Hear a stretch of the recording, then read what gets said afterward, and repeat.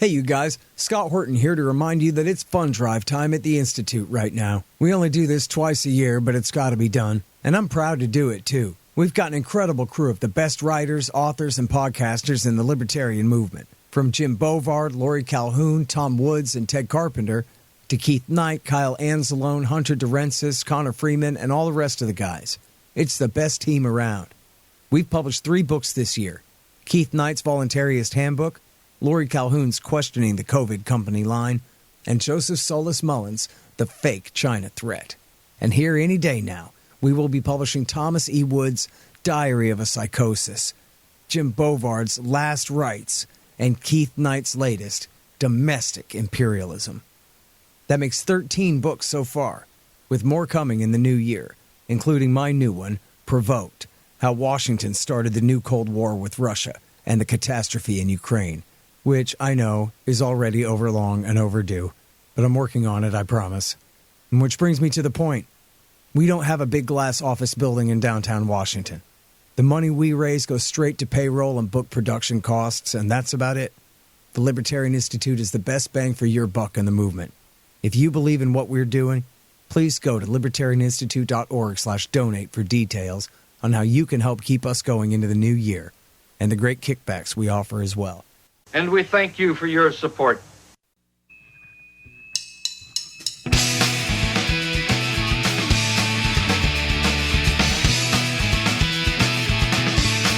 All right, y'all, welcome to the Scott Horton Show. I'm the director of the Libertarian Institute, editorial director of antiwar.com, author of the book Fool's Errand, Time to End the War in Afghanistan, and the brand new Enough Already, Time to End the War on Terrorism. And I've recorded more than 5,500 interviews since 2003, almost all on foreign policy, and all available for you at scotthorton.org. You can sign up for the podcast feed there, and the full interview archive is also available at youtube.com/Scott Horton Show. All right, you guys, introducing Nasser Arrabyee. He is the founder and director of Yemen Alan, that's YemenNow.com, I think it is, and is a journalist based out of Sana'a and has been a good friend of the show and reporter on the horrible war there since 2015. Welcome back to the show. How are you doing there, Nasser? Thank you very much. Thank you for having me. I'm okay. That's good to hear. Very happy to have you here. So, I mean, there's such big news going on. From what I can tell in the Western press and from my colleagues at antiwar.com, it sounds like the Americans had finally failed to obstruct a peace deal and that the Houthis and Saudi had a peace deal essentially signed, I don't know, in pencil, initialed, but not quite, perfectly ratified yet or something. But then this current war broke out between Israel and Hamas in Gaza, of course, and now the Houthis have sort of, mostly symbolically, I guess, jumped in the war on the Palestinian side for their own reasons. And now, I don't know about Saudi and UAE, but it looks like the United States is considering going to war against the Houthi government in Sana'a soon. So I guess, what can you tell us from your perspective there in the capital about why the Houthis are doing this, how far they're planning to go, and just how much trouble they're about to get the rest of y'all in here? Well, this is something up to the United States. If they want to go on war on Yemenis because they just wanted to help what they could to help the Palestinians or to help end the war, or at least help getting the aid into Gaza. If this is something that deserves war from the American perspective, it will be very funny it will be something that has never happened before. But you know what? Yemenis in the streets are happy if United States would come here and fight the Yemenis. They talked to the streets when they had the news, and they said, "Okay, let's go, let's get started, no problem." And who the Yemenis? They said, "Who have we been fighting with for 10 years? It's United States." So they're- they felt like happy and don't care at all. So it's very complicated, but I don't think this is going to happen. But if it happens, it will be very crazy. Well, so can we talk about the Houthis' policy here in seizing and attacking civilian shipping in the Red Sea? I think the first ship was owned by an Israeli company, but then they've been firing. Yes. Go ahead. Very good. Houthi was very clear from the very beginning. They tried, after the war broke out between Israel and Gaza and Hamas in Gaza, Houthi said they would help. Clearly, they declared they would help as much as they could. So they tried to send drones and missiles, but these drones and missiles were mostly intercepted either by US or by Israel or by Saudi Arabia. Then they said, what's easier for us is, this is the Houthis, is to prevent any Israeli ship going through Bab al-Mandab. And they did this, of course. And then they said any ship linked to Israel, and they did this. Anyone linked to Israel, whether by ownership or whatever. And then they said any ship heading from any nationality, any ship heading to Israel, right? While they were doing this, they attacked at least 3 ships, and they seized one. They seized one called Leader Galaxy. They seized it in a very famous operation. They seized it in the high seas, and they towed it to they led it to the Yemeni coast, where it is now moored. Now the new thing now, what's happening now, is that United States last week formed a coalition from 10 countries, at least from 10 countries, including one Arab country, that is Bahrain. And they said they would what? They would protect the ships or the navigation from Houthi attacks. Of course, Houthi said Houthi is not attacking any ships in the strait, in the Bab al-Mandab Strait, because they said no. They made it clear, or they clarified it by saying, we don't attack any ship, and we don't attack any ship except the ships that are heading to Israel. And we will not continue forever. We will continue this. We will continue attacking. This is the Houthis. We will continue attacking these ships only until Israel allow the aids into Gaza, because Gaza is sieged, and so we'll try to help by sieging Israel from here. This is what Houthi is saying. We'll try to help by imposing a siege from the south of Israel from the Red Sea, because we want the aids to be allowed into Gaza. And this is, Houthi says, this is the demand of the world. The General Assembly, the UN General Assembly, said this. They said they called for a ceasefire, and then the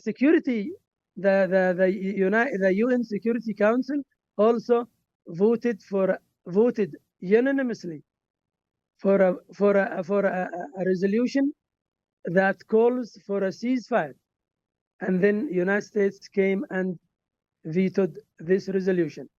So Houthi said, it's now America who is supporting the killers, who is supporting the killer of children of Israel, and this is a big violation for the human rights laws and for the international laws and all these kind of laws. Okay, So, but Houthi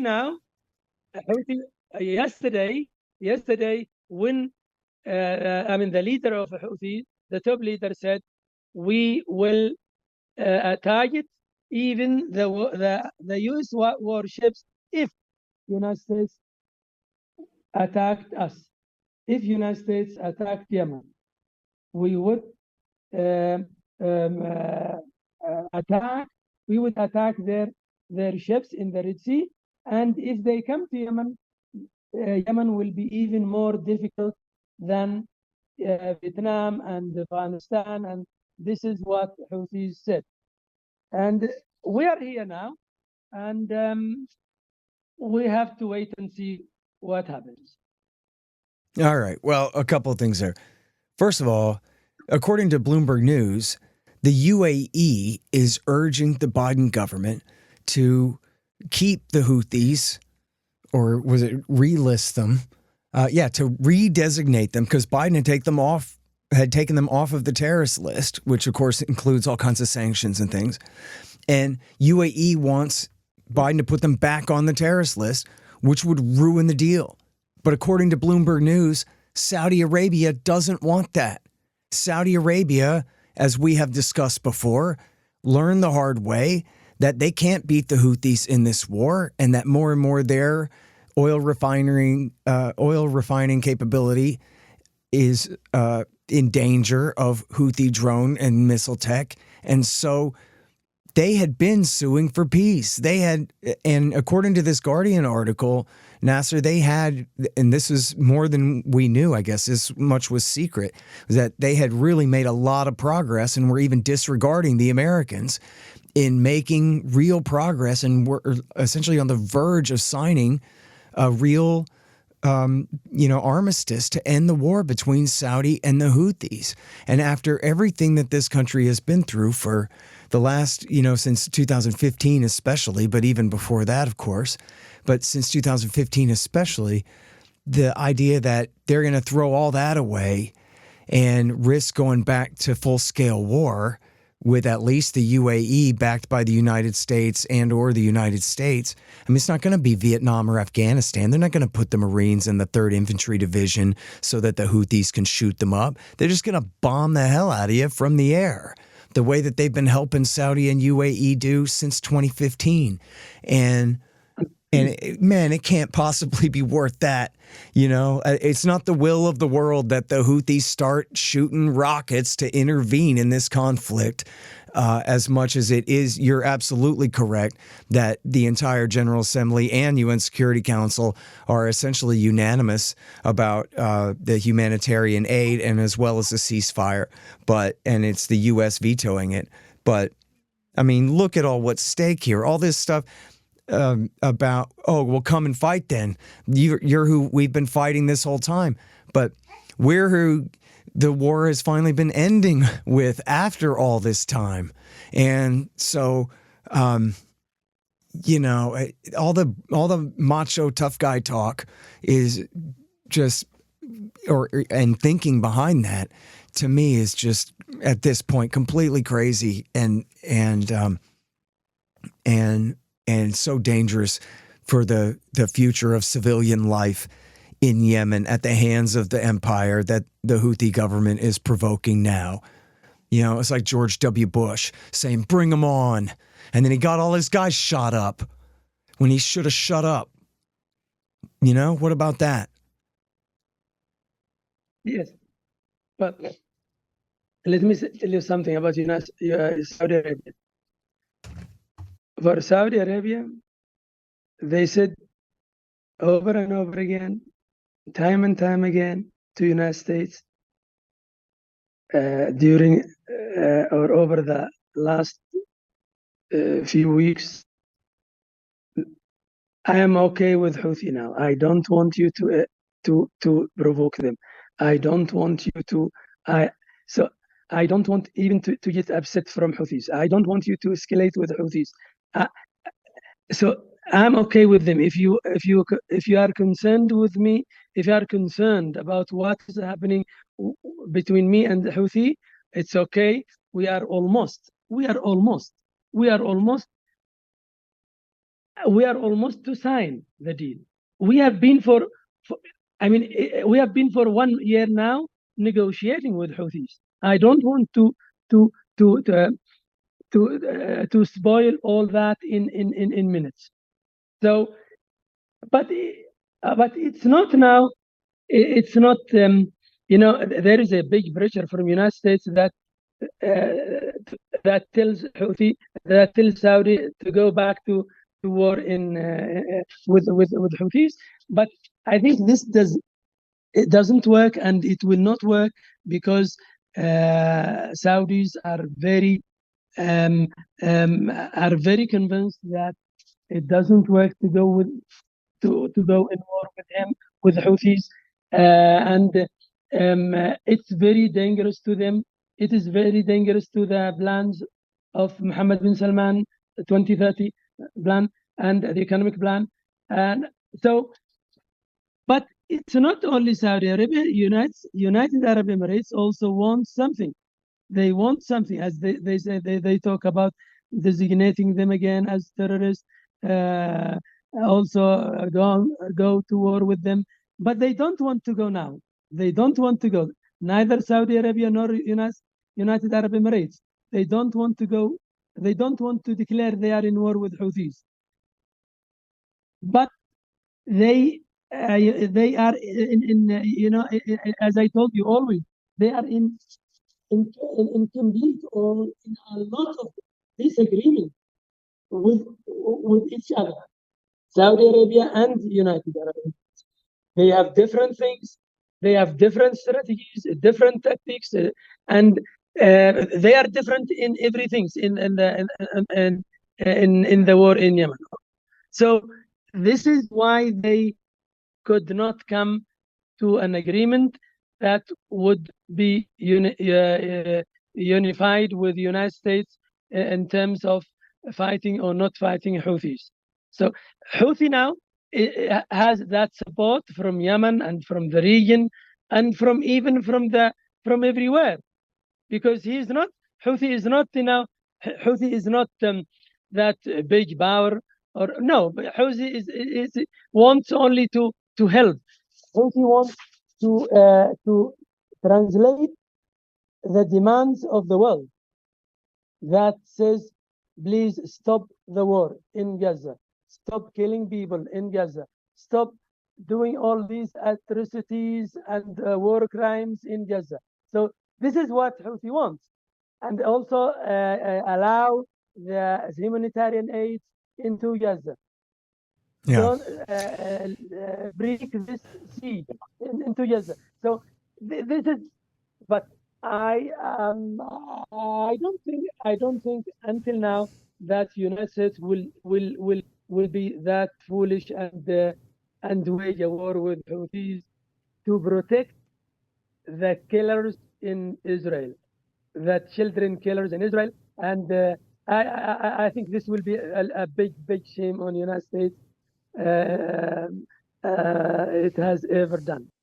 Hey guys, I've had a lot of great webmasters over the years, but the team at expanddesigns.com have by far been the most competent and reliable. Harley Abbott and his team have made great sites for the show and the Institute, and they keep them running well, suggesting and making improvements all along. Make a deal with expanddesigns.com for your new business or news site. They will take care of you. Use the promo code SCOTT and save $500. That's expanddesigns.com.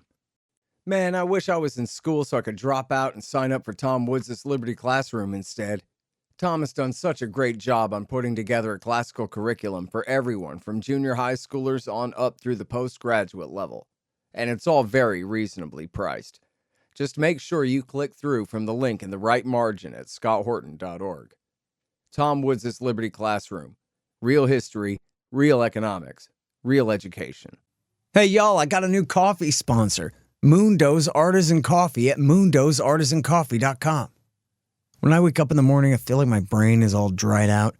I need to pour a hot mug of rich, tasty coffee all over it to get it back working again, like 10W30 for the noggin. Though not necessary, it helps if the coffee tastes good. Well, Mundo's Artisan Coffee does taste good. They get the best beans from all around the world, and they don't burn them. Support the show and support your brain at mundosartisancoffee.com. Just click the link in the right margin at scotthorton.org. I got to tell you, Nasser, as I know that you've lived through this for the last decade here, there's no shame that prevents the American empire from doing a damn thing. And what we're risking here is, and I'm not sure exactly how easy it is to see from where you are, but from where I'm sitting in Texas, what we have here, right, is all the Sunni kings are kept. And so, but the Shiites are essentially the enemy alliance axis of resistance, as they call it, against the American empire in the region, led by Iran. Mm-hmm. Now they're friends in Baghdad and especially in Damascus more than ever before, and Hezbollah as well. And the Houthis, all along the narrative of the Hawks has been that the Houthis are nothing but the sock puppets of the Iranians too. You can tell because they're Shiites. That's all you need to know. And that's why it's okay for the U.S. to help Saudi and UAE kill them all this time, or kill innocent civilians in the name of killing them anyway in this war from 2015 to 22 here. And the risk is that, just as we see with fighting at the border of Israel and Lebanon, and as we see with strikes back and forth between Shiite militias and American forces in Syria and Iraq right now, Nasser, I know you know where I'm going with this. We're at risk of a real regional war. And for every one rocket that the Houthis launch, because, as you say, their intent is to get humanitarian aid in there, to get Israel to stop the fighting, they are essentially adding to Israeli public relations, that it's America and the West against Iran and their Shiite sock puppets throughout the region, the Shiite crescent. And so this could be just one step toward a real and horrible regional war, worse than what we've seen since Iraq War II. And, you know, nobody can want that. And so the Houthis are, in a way, I mean, look at the map. The Houthis are a bit player in this compared to Iraq and Syria and Hezbollah. They're the tail wagging the dog. They should be sitting back and waiting until the Ayatollah tells them to go launch rockets. If he's not saying, then there's a reason he's not. Am I making sense here? You are, yes, you are. And this is the big concern, Scott. This is the big concern with me and with everyone. This is the big concern here and everywhere. But I think, let me just tell you one thing. It's, I think the cheapest, the shortest way, and the cheapest and the least cost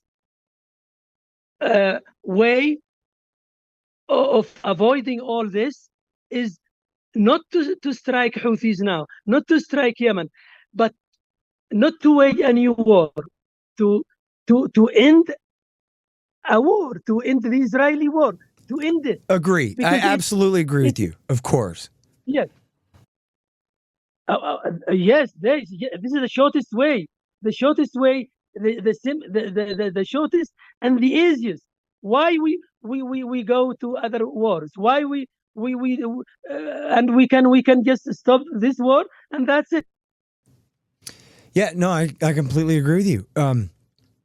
And I guess I could have stipulated that at first. It sort of goes without saying, but I'm just looking at it more just from the point of view of the Houthi role in this thing now. And it seems like such a risk of restarting the most horrible war, really at least equal to Iraq War II and Afghanistan, maybe worse, the American war against Yemen since 2015. And to see that war coming to an end and then the risk being raised again that it could be restarted. That and ultimately too, this is only a parenthesis for some reason, that the more we're fighting against the Houthis there, the more Al Qaeda and the Arabian Peninsula and whatever offshoots and all that have grown up in the last decade here have the advantage. And I consider them still to be a danger to American civilian life here. So that, to me, is the highest priority, that ultimately the American war in Yemen against the Shiites is treason because it's essentially directly benefiting Al-Qaeda on the ground and has been this whole time. So but no, you're certainly right. And of course, I didn't mean to like underplay this, like, oh, all our troubles in the region right now are because of the Houthis. I just mean that in this recent round of violence since October, kicked off by the Hamas jailbreak and slaughter there on October 7th, and then the Israeli insane reprisal ever since.